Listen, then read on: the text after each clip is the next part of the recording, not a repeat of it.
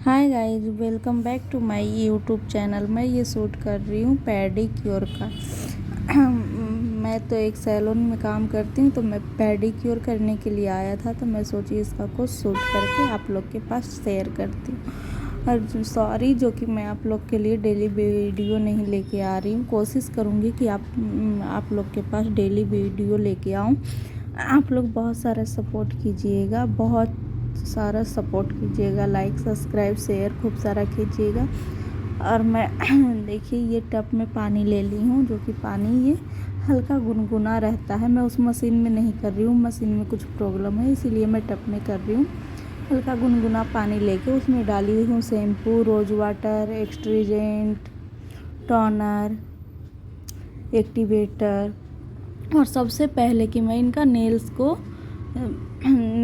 का nail paint remove की। Nail paint remove करने के बाद मैं इस पे डाली हूँ एक्टिवेटर और अमोनिया मिला के दोनों का पाउडर। उसके बाद मैं इनका नेल्स पे डाली हूँ कि इनका नेल्स अच्छी तरह से क्लीन हो और शाइनिंग आए, तो डेड सेल साफ़ हो जाए।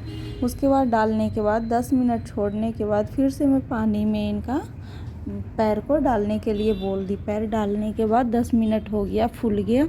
उसके बाद मैं बैठ कर रही हूँ पेडिक्योर करने के लिए, जो कि मैं सबसे पहले नेल्स फाइल करती हूँ। नेल्स फाइल करने के बाद इनका एड़ी बहुत फटा हुआ था, उस एड़ी को भी साफ़ की पिनविक स्टोन से, जितने भी टूल्स हैं सभी से, जिससे होना चाहिए उससे मैं की हूँ, कि ताकि इनका पैर सुंदर हो जाए। सच्चे में वाकई में बहुत काफ़ी सुंदर हुआ था, बहुत ही सुंदर हुआ था। ये आप लोग देखिए।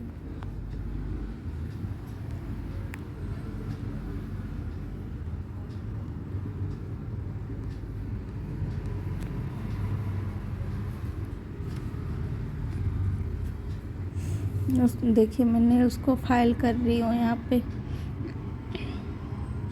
नेल्स फाइल करने के बाद पिनविक स्टोन से मैं इनका एड़ी को रगड़ रही हूँ।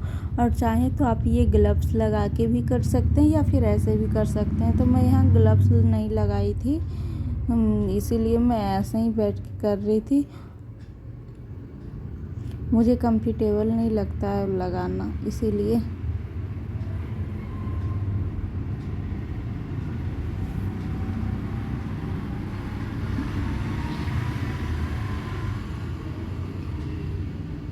उसके बाद से मैं इससे रगड़ रही थी। इससे रगड़ने से क्या होता है, जो एड़ी फटा हुआ होता है ना, वो जो एक्स्ट्रा स्किन होते हैं वो कट कट के साइड हो जाते हैं और अच्छे तरह से क्लीन हो जाते हैं।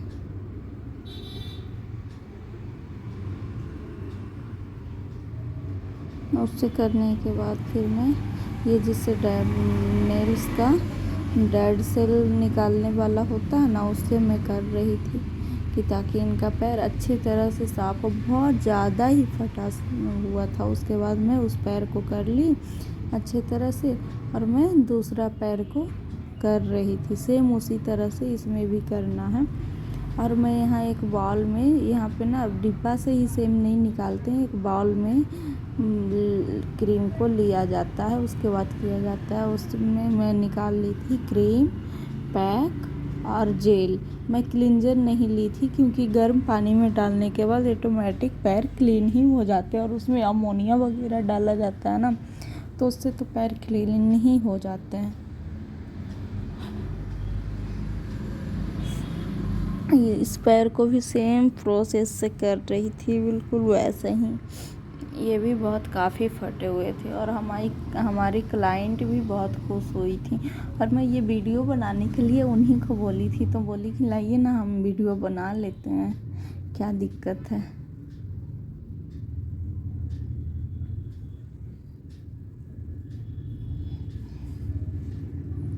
ये देखिए मैं उस पानी में ना जेली को डाली थी। इसे जेली को तो अलग से ही फुलाया जाता है और ये जितना पानी में रहता है ना, जितना पानी में रहेगा उतना ज़्यादा ये फूलेगा।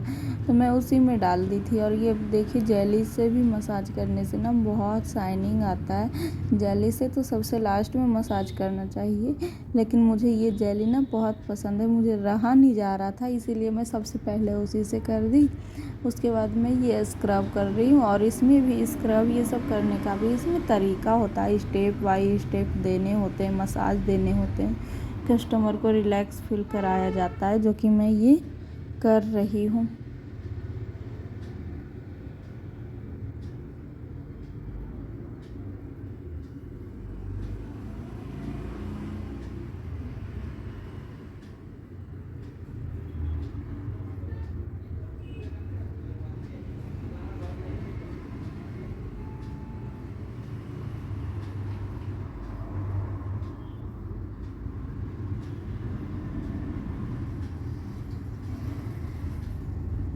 ये देखिए उसके बाद फिर मैं जेल से मसाज कर रही थी स्क्रब से करने के बाद, और इतना में ही देखिए कितना अच्छा इनका शाइनिंग आया है पैर में।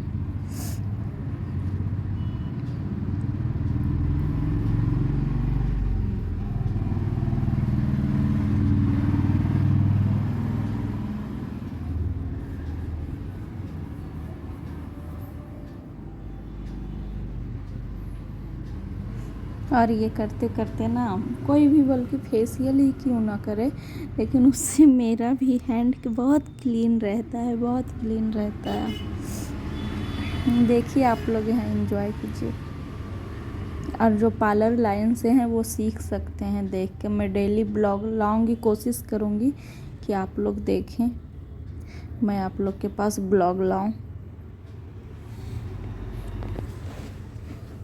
इसके बाद अगर फेशियल होगा तो मैं फेशियल का भी ब्लॉग लेके आऊँगी।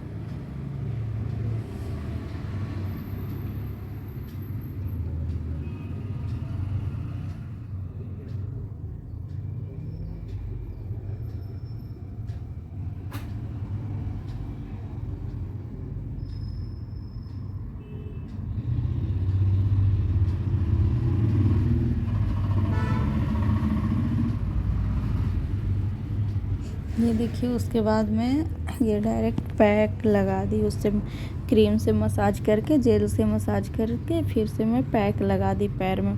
इस पैर में पैक लगा के अब मैं काम करूँगी उस पैर का।